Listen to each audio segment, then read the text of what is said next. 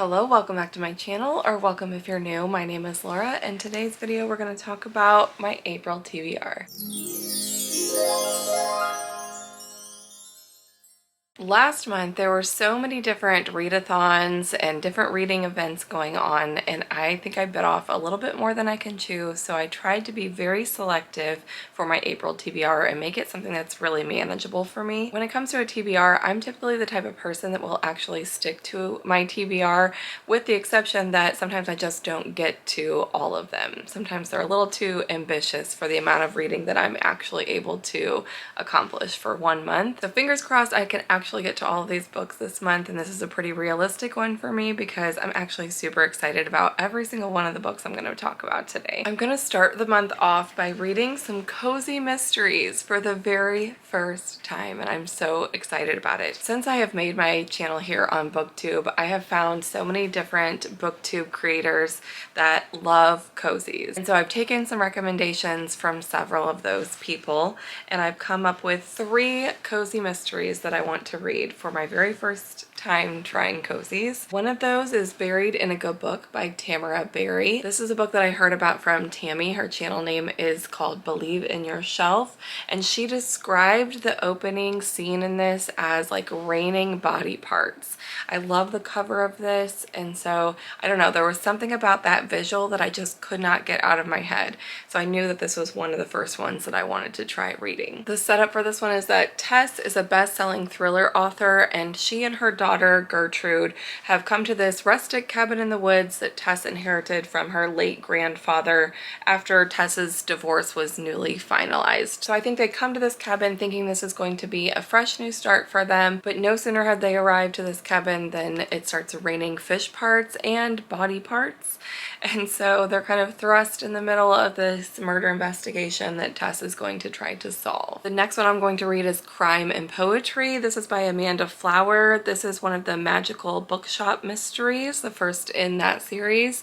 And this was recommended, highly recommended, I should say, from Keisha from A Book Like You. The synopsis of this book says that it follows Violet Waverly, and she has gone home to care for her grandmother, Daisy, who she believes is ill, but she gets there and discovers that she's perfectly fine. It seems that Grandma Daisy just really wanted her to help run the magical bookshop. And then there's a murder that's discovered with a connection possibly to Grandma Daisy, making her look like the suspect. So of course Violet is going to stay and try to help solve the case. There's a cat named Emerson that's involved. I hope he talks. I really love when animals talk in books, like a little bit of that magical realism meets murder mystery. I'm so here for it. I have really high hopes for this one. And the last one I'll be reading for the Cozy Mysteries vlog is Cheddar Off Dead. This is by Karina Moss. This was recommended to me by Sonia from Sonia with an I. She said that she thinks of the cheese shop mysteries as like quintessential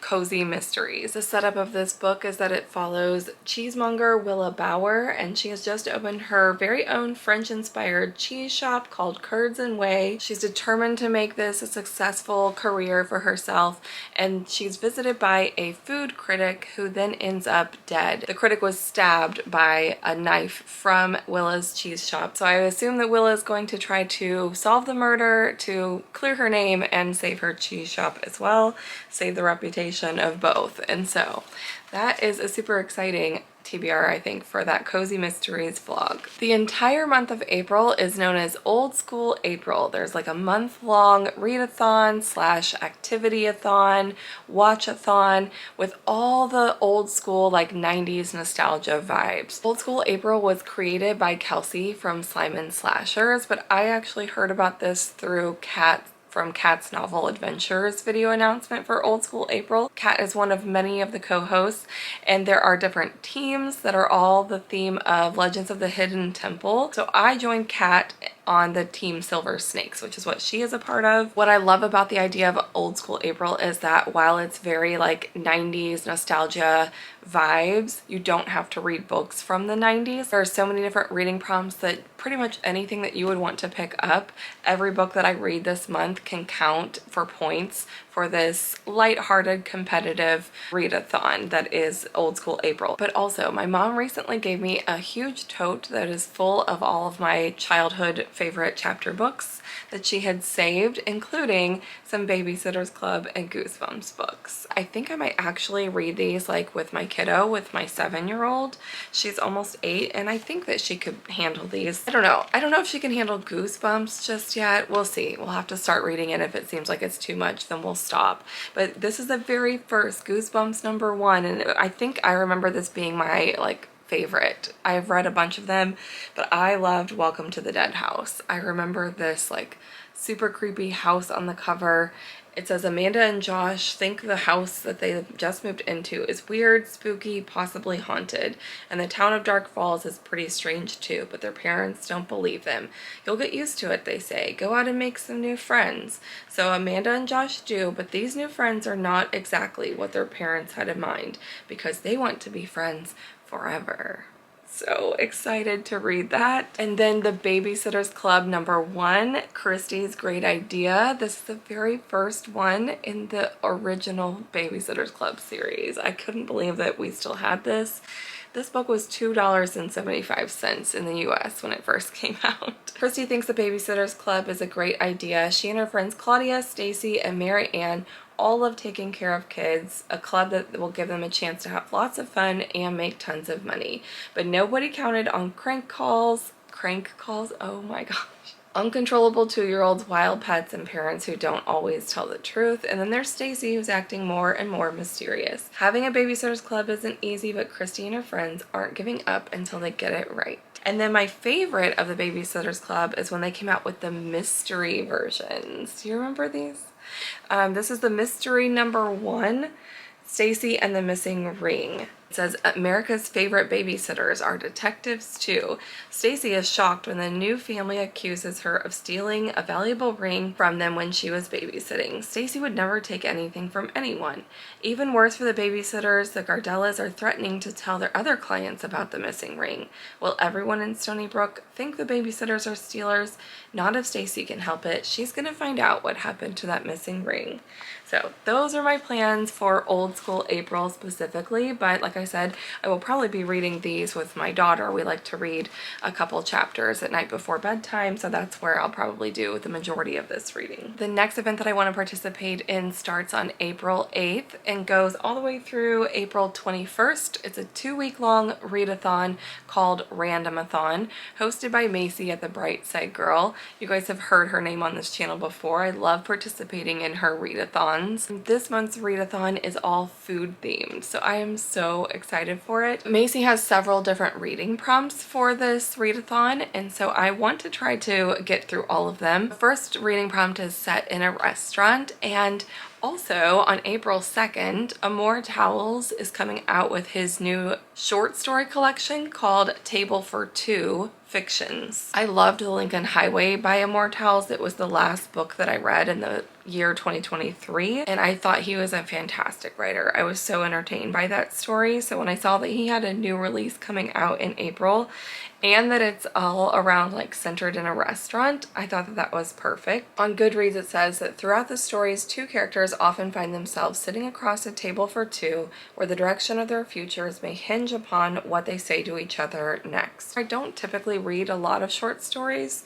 I've never read just a short story collection in its entirety, so I'm super excited to pick up A Table for Two. I have it on reserve at the library, so hopefully it'll get here in time for the readathon. The next reading prompt is food in the title, and so for that I picked Black Cake by Charmaine Wilkerson. Black Cake is Charmaine Wilkerson's debut novel, and it's like a historical fiction / literary fiction genre. It says that Eleanor Bennett's death leaves behind a puzzling inheritance for her 2 children, Byron and Benny, a black cake made from a family recipe with a long history and a voice recording. In her message, Eleanor shares a tumultuous story about a headstrong young swimmer who escapes her island home under suspicion of murder. The heartbreaking tale Eleanor unfolds, the secrets she still holds back, and the mystery of a long-lost child challenge everything the siblings thought they knew about their lineage and themselves. So I just think that that sounds like a really intriguing story,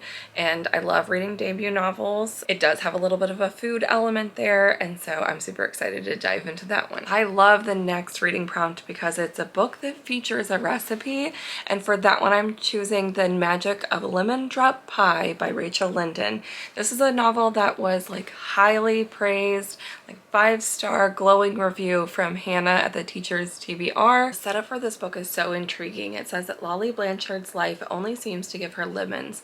10 years ago, after her mother's tragic death, she broke up with her first love and abandoned her dream of opening a restaurant in order to keep her family's struggling Seattle diner afloat and care for her younger sister and grieving father. Now, a decade later, she dutifully whips up the diner's famous lemon meringue pies each morning while still pining for all that she's lost. As her 33rd birthday approaches, her quirky great aunt gives her a mysterious gift, 3 lemon drops, each of which will allow her to live a single day in a life that might have been hers. So it's kind of like she gets a chance to live her life in the past and see what may have been. And I'm so excited for that premise. I love a little bit of like the magical realism in that. I love anything lemon flavored, especially desserts. And there's a recipe in the back for Lolly's lemon drop pie. So you can bet that I will be making that whenever I am reading this for the reading vlog. The next reading prompt is that the main character cooks. And so for that, I am still waiting on this from the library, but I'm going to be reading Fried Green Tomatoes at the Whistle Stop Cafe. This is a classic at this point. It's a story about 2 women, Evelyn, who's in the sad slump of middle age, and gray-headed Mrs. Threadgood, who is telling her life story. And part of Mrs. Threadgood's story includes her 2 friends, tomboy Iggy and her friend Ruth, who back in the 30s in the Great Depression era ran a little shop called the Whistle Stop Cafe. It's set in a small town in Alabama. They offered good coffee and southern barbecue and all kinds of love and laughter and even occasional murder. So I have heard a lot of great things about this book. It's another historical fiction, kind of like a contemporary fiction, I think, of its time. So I'm really excited to try this one. And obviously there are dual timelines in this. We have Evelyn and Mrs. Threadgood. I don't think that they cook, but I'm considering the fact that Iggy and Ruth are the cafe owners. I assume that they will have some cooking involved. So hopefully that fits the prompt good enough. The last reading prompt for this readathon is fruit on the cover, and I'm going to read one that is on my tiny little physical TBR, The Southern Book Club's Guide to Slaying Vampires by Grady Hendrix. What a great cover with the peaches with the blood dripping from it. To count for fruit on the cover. I am so excited. I've heard from a lot of people this is their favorite of Grady Hendrix's novels, so I cannot wait to get into it. It says Patricia Campbell's life has never felt smaller. Her husband is a workaholic, her teenage kids have their own lives, and her senile mother-in-law needs constant care. The only thing that's keeping her sane is her book club, a close-knit group of Charleston women united by their love of true crime. Then James Harris walks into her life during the summer of 1993. He makes her feel things that she hasn't felt in years, but when children on the other side of the town go missing, Patricia wonders if he's connected. Is he a Brad Pitt, a Bundy, or something much worse?